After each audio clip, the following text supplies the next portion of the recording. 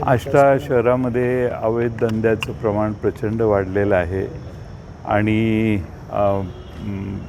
या अवैध धंद्याच्या विरोधात पोलिसांनी कडक कारवाई करावी हा आग्रही विनंती आणि मागणी करण्यासाठी आष्ट्याचे नगराध्यक्ष, आष्ट्याचे सर्व नेते आणि नगरसेवक आज जिल्हा पोलीस अधीक्षकांना भेटायला आलेले.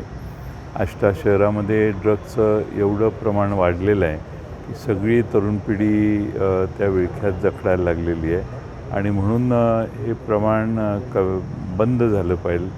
ड्रग्सची विक्री आष्टा शहरात बंद झाली पाहिजे. यासाठी पोलिसांनी कडक कारवाई करावी आणि ड्रग्सच्या बरोबरच मटका, अवैध दारू आणि अवैध इतर व्यवसाय, गांजा वगैरे अशा सगळ्या विक्री ज्या चालू आहेत त्याला पोलिसांनीच कडकपणाने कारवाई करून बंद करावी ही आष्टा शहरातल्या सगळ्या नागरिकांची मागणी आज आम्ही पोलीस अधीक्षकांना दिली आणि पोलीस अधीक्षकांनी देखील त्यात लक्ष घालण्याचं मान्य केलं. सगळ्यात महत्त्वाचं म्हणजे CCTVचा विषय होता. CCTVचे DPDCमधून त्यांना मिळत नाही म्हणून सांगतात त्यांनी.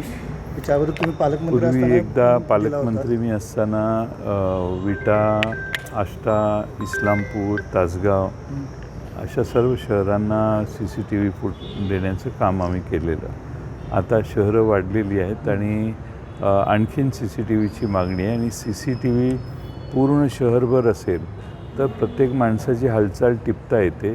कारण ह्या ड्रग्सचा व्यवसाय करणारे हे शहरात त्यांचा जो सुळसुळाट आहे तोही त्या CCTV फुटेजच्या फुटेजमध्ये पकडू शकतो आपण असं आम्हाला वाटतं आणि म्हणून आमची ही मागणी आहे की जिल्ह्याचे पालकमंत्री यांनी देखील DPDCतून CCTV सर्व शहरांना लवकरात लवकर पुरवावेत. संपूर्ण राज्यातच कायदा व सुव्यवस्था बिघडल्याची स्थिती आहे.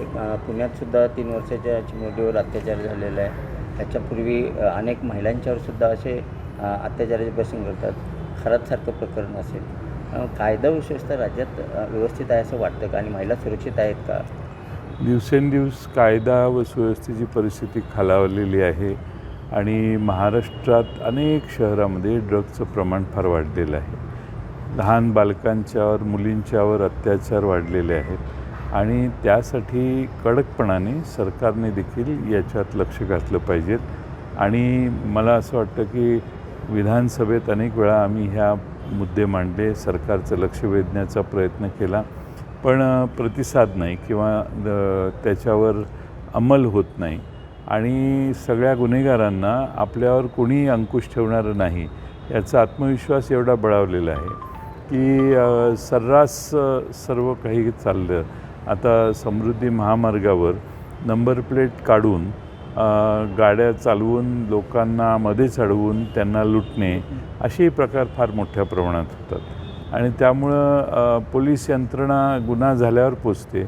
आमची मागणी आहे की गुन्हा होणार नाही याची काळजी देखील पोलिसांनी घेतली पाहिजे.